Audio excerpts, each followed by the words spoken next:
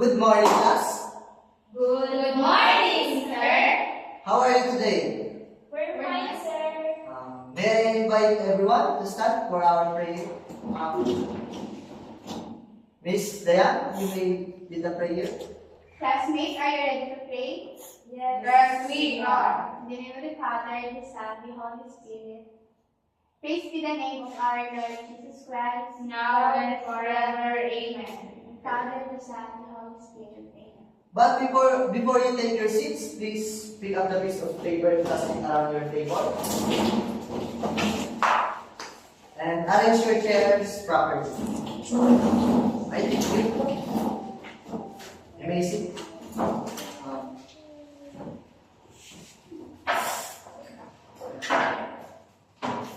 Secretary, are there anyone out today? None, sir. Okay, that's good.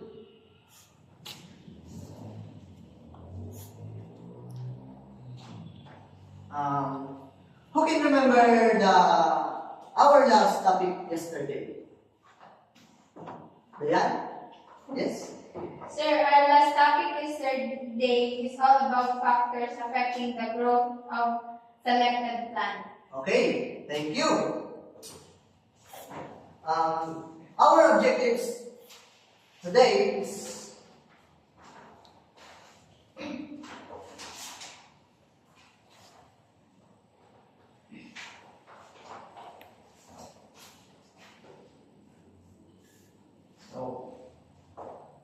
okay, read. Yes, Miss Rosalie? Objectives. At the end of the period, students should be able to identify the different sources of water, compare and contrast the types of water, and create Venn diagram following the main sources of water. Okay, thank you. At the end of this lesson, we should be able to identify the different sources of water and also contrast and compare them. And the last is we will create the Venn diagram about the sources of water. So before we start our discussion, we have an activity first. But I have a question for all. What the soil keeps moist? Yes, Dayan? The reason why the soil keeps moist is because of water soak. Okay, very good. Thank you. Please give one clap for Miss Dayan. Good. Okay, let us learn more about the sources of water by singing a song, by using the tone of ano yung sumakay sa kabayo.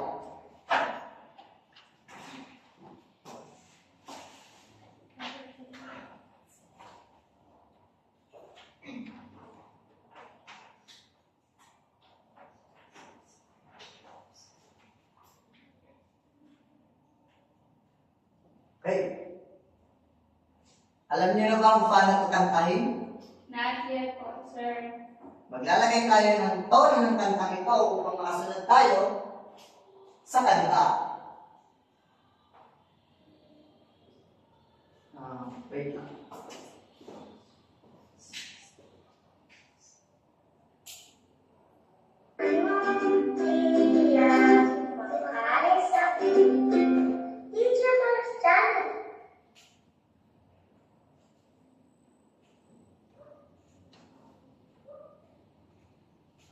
Sorry for the interruption, ha?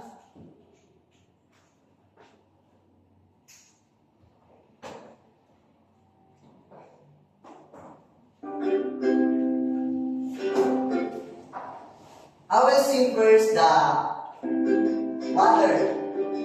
Kaya, ganyan kayo. 3/4 of the earth is water, in the forms of ocean, lakes and rivers, streams, brooks and waterfalls, water vapor in the air, water everywhere, water is forms, ice in the solid form, water that we drink is a liquid form, steam in the gaseous form. Do you hear that, guys? Yes, sir.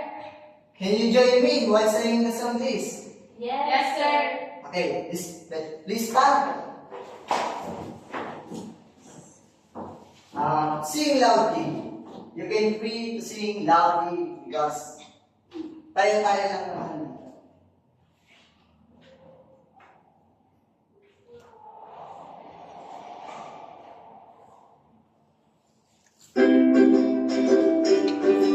Go!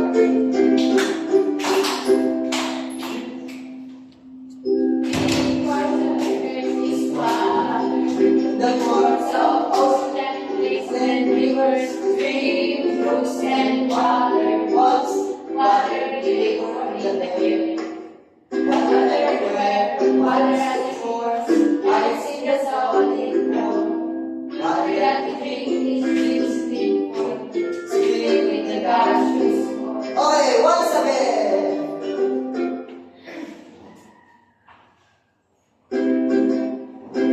Clap your hands, guys. The words of the earth is water, the words of oceans, lakes and rivers, streams, brooks and waterfalls, water vapor in the air, Once you rest upon, ice is solid form. water that we drink is sweet for, Sweet in the gaseous form. Okay, clap your hands. Thank you. What do you think the song is about? Sir, Yes? the songs are about different forms of water. Okay, different forms of water. So let us proceed to our activity. What we are going to do now is we will just put the possible living things that can live to these certain sources of water. Since you are 6 now, I will give one sources of water per 2 students. And this is for you, seawater. And you, this is fresh water. And the last one is the groundwater. You're just going to put the possible living things that can live to that certain sources of water. And I'll give you 10 minutes to do that activity. And then after your group work, you will just stand here in the front and try to explain why you put that possible living things to that certain source of water. Are we clear? Yes, sir. Okay. You will now start, guys. 10 minutes.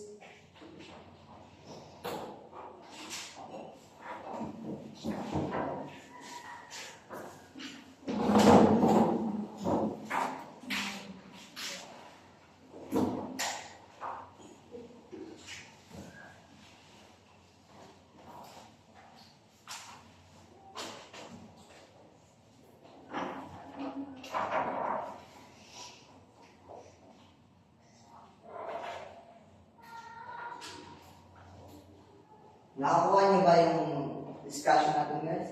Yes, sir. Hindi, gawa na kayo.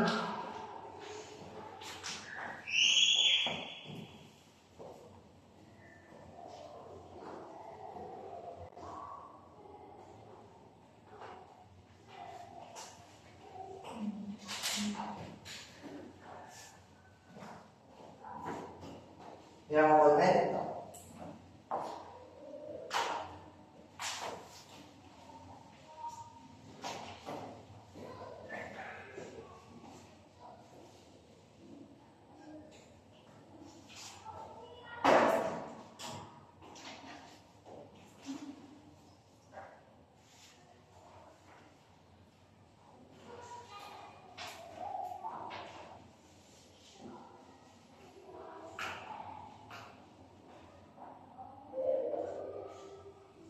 Sir, the group is done. Okay, very good. And the other group? They're also done, sir. Hey, That's right. It's good. All right. So now we will proceed to our presentation, and you are the group 1, group 2, and group 3. And group 1 will present their work and try to explain why you put that possible things to that area. Okay? Very clear. Yes, sir. So, yes, we can now start now, class.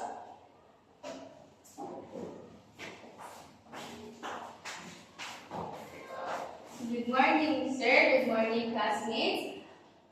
So, we will present to all of you our work that we believe that possible living things that can live in seawater are coral reefs and jellyfish.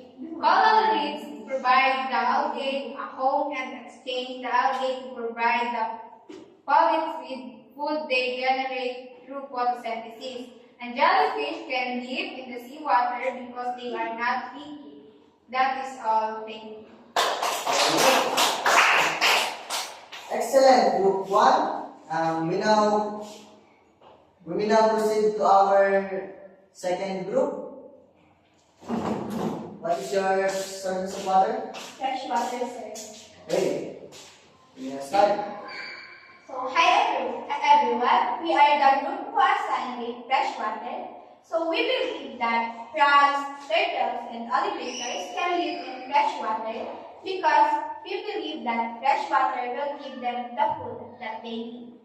Great, right.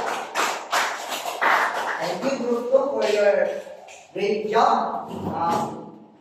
We will now proceed to last sources of water, which is The groundwater po, sir. great. Thank you. Good morning, classmates. We are the group 3. Since we assigned in groundwater, we believe that protozoa, molds, and fungi can live in groundwater.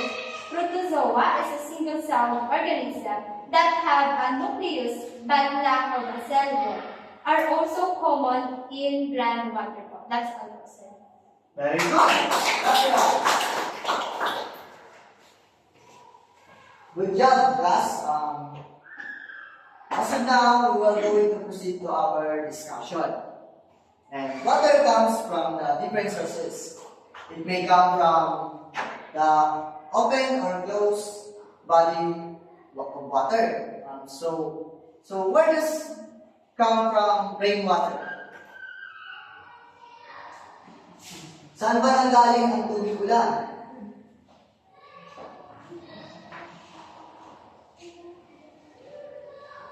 Yes, Miss Lea? I think, sir, the rain comes from the clouds, rainwater. Yes, tama. There's rain because of clouds. So, here are the 3 types of sources of water. And the first is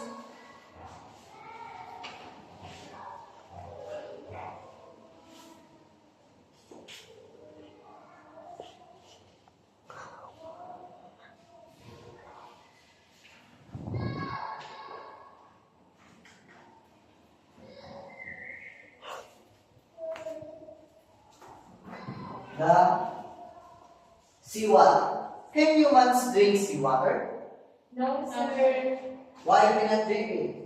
it is salty. Yes. Yes, that's right. Because seawater contains plenty of salt.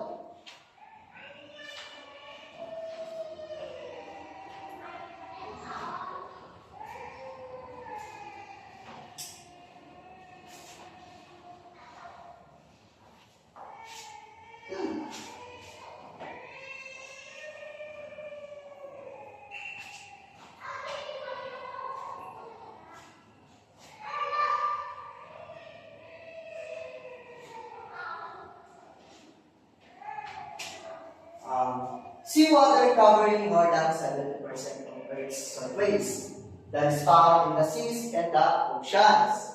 Also, seawater, sometimes we call this as hard water. Are you following? Yes, sir. Okay, very good. So, the next sources of water is the fresh water.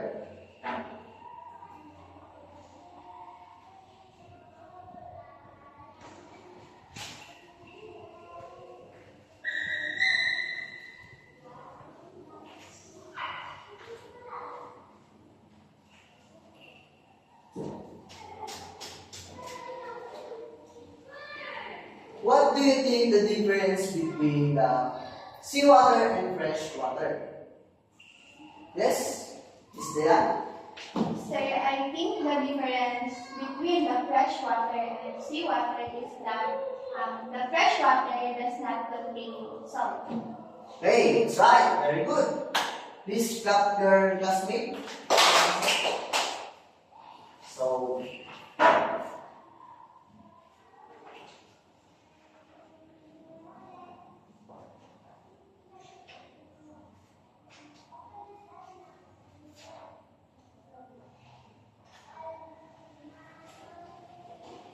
fresh water is found in the other like small bodies of water, like rivers, lakes, creeks, and ponds.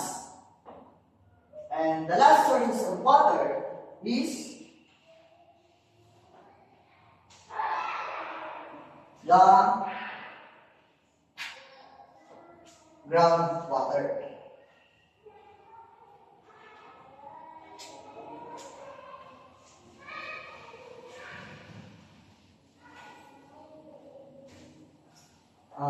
I have a question for you.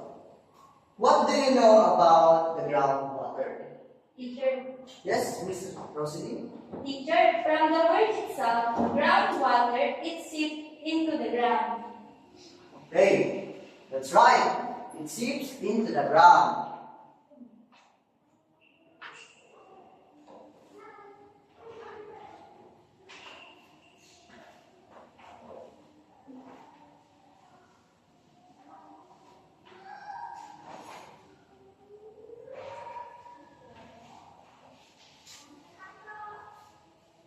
Groundwater is the same source of water. It is considered the cleanest water and contains plenty of dissolved minerals which the human body needs. Can humans drink groundwater? Yes, Ms. Rhea? Yes, po. Yes. We can drink the groundwater, but it is need to be purified because even the groundwater is clean, it still be contain minerals or other bacteria that can cause waterborne diseases. Are you following? Yes, sir. Very, very good. So these are the sources of water: the seawater, the fresh water, and the groundwater. So,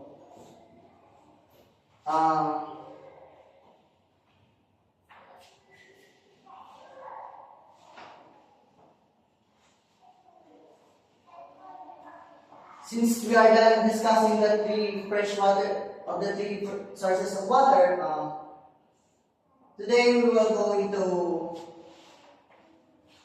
make a Venn diagram, and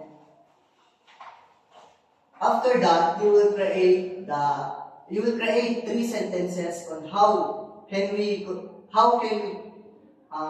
maintain the cleanliness of our sources of water. So please get one whole sheet of paper, and I will give you 10 minutes to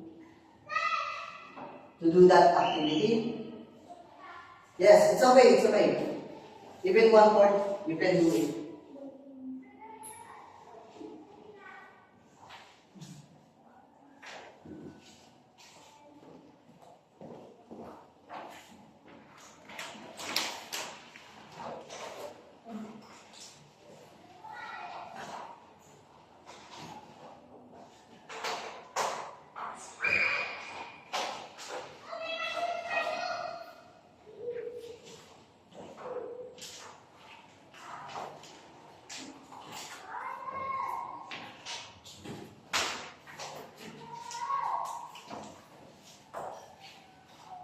Sir, can you repeat the question?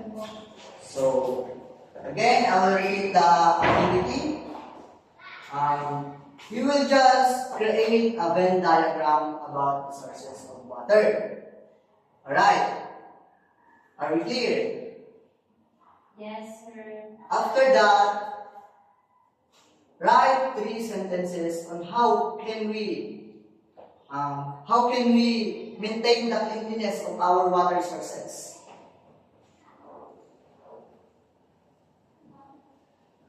I will give you 10 minutes to do that activity.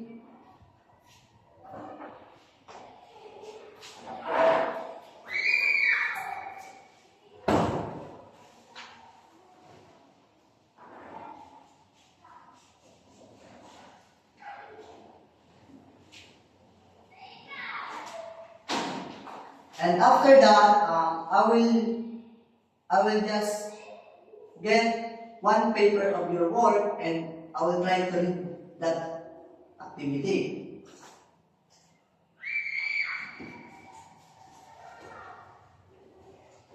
Are we clear? Yes, sir.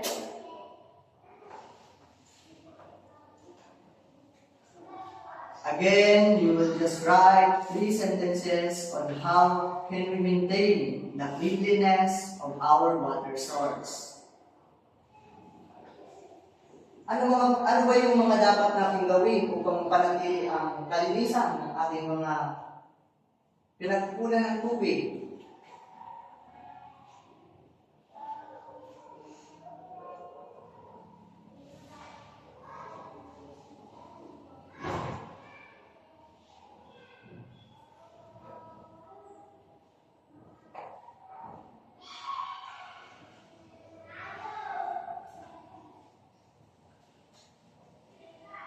Don't worry guys, I will just give you 10 minutes to finish that activity. Just try and try.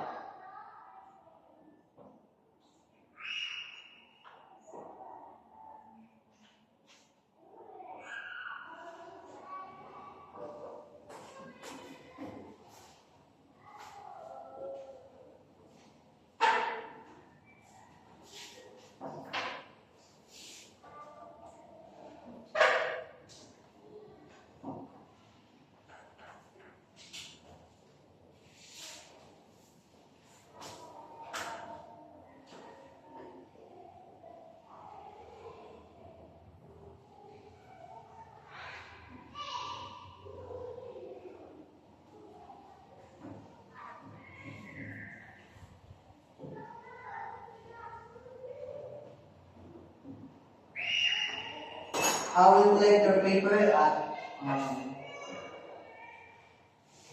1:48. So take time.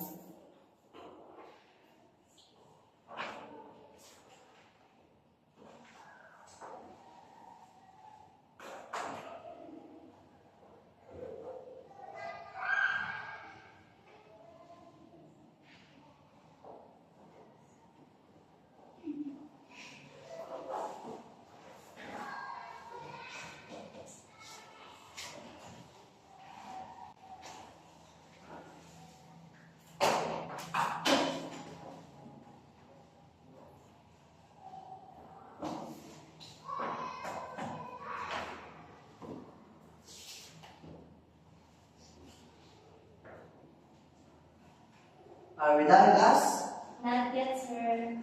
Okay.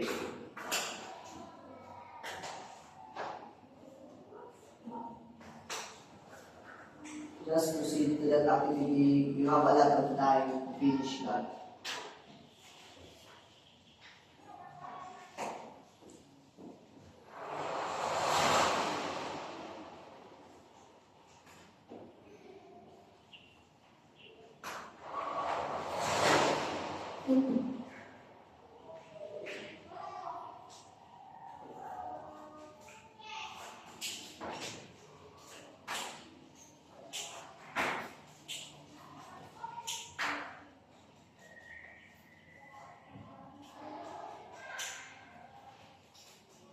Are you done, class? Yes, sir. Very good. Alright, I will collect the paper of your work. You can give it to me.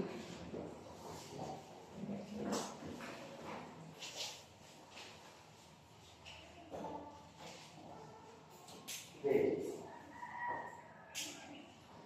Very good. So, as I said earlier, I will just get one paper of your classmate, and I will try to read how can we maintain a cleanliness. So, the paper I get is from Miss Rosaline Palan. So, she said that we can maintain the cleanliness of our water source by disciplining ourselves the proper use of these three types of water. We must stop throwing garbage in any bodies of water, as well as we should be ourselves responsible when using natural resources. Okay, that's great. Please give 5 claps of ourselves.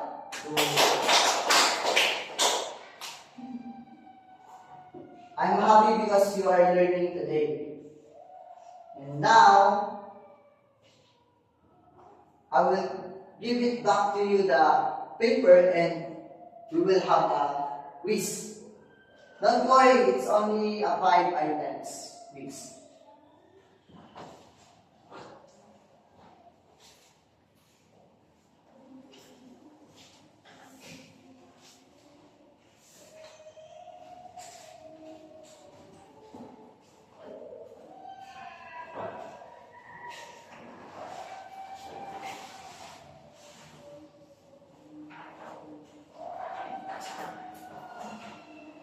So here are the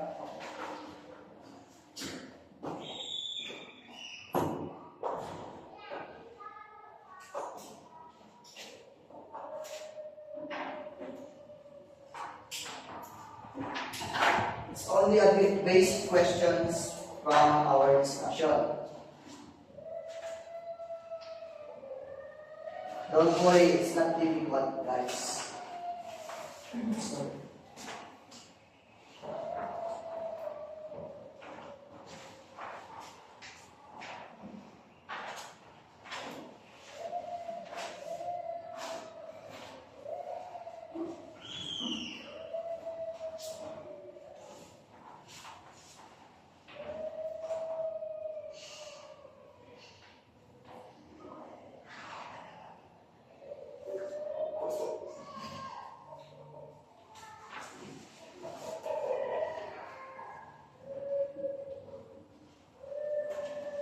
hey, here are the quiz that you need to answer. It's only a basic question.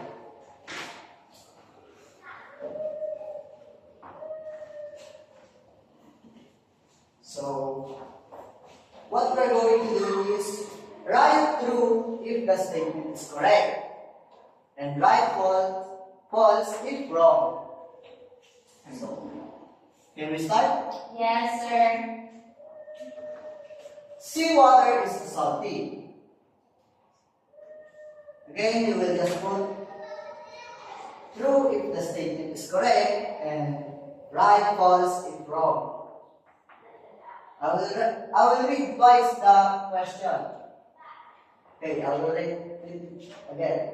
Seawater is salty.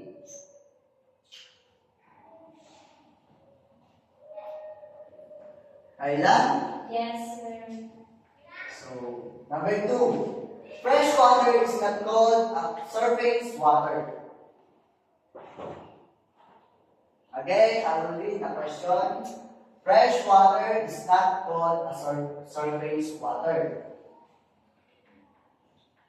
Are you done? Yes. Number 3. Water comes only from open sources. Water comes only from open sources.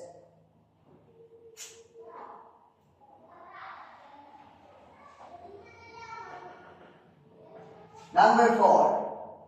Groundwater is an unsafe sources of water. Again, groundwater is an unsafe sources of water.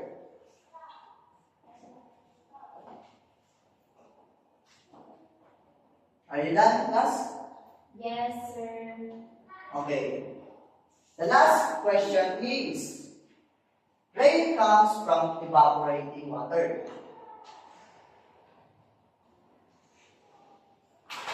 Rain comes from evaporating water.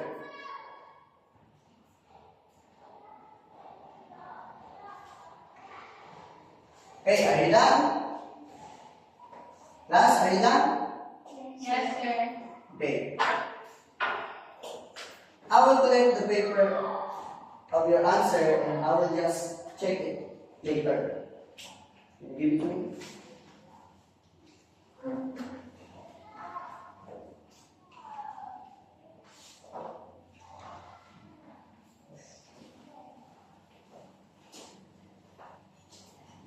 Very good.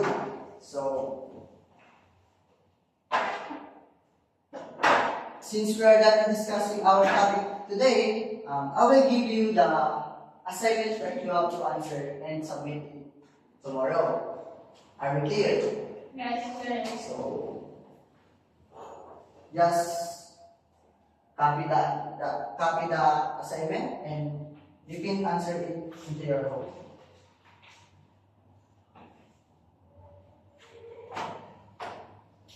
Nababasa niyo ba ang nakasulat? Yes, sir. So, assignment, differentiate the three main sources of water. Again, differentiate the three main sources of water. And letter B, what is the uses of water in our daily activities? What is the uses of water in our daily activities?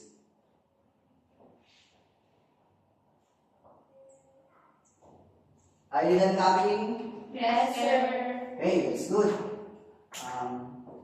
I would like to thank you everyone for your cooperation and listening to my discussion today. May I invite everyone again to stand and let us our closing prayer. Yes, Dayan, you may lead the prayer again. In the name of the Father, and the Son, and the Holy Spirit. Praise be the name of our Lord Jesus Christ, now and forever. Amen. The Father, the Son, and the Holy Spirit. Amen. Okay, thank you. Clap your hands, everyone. We will not leave the classroom. Goodbye, sir. Goodbye. Take care, everyone.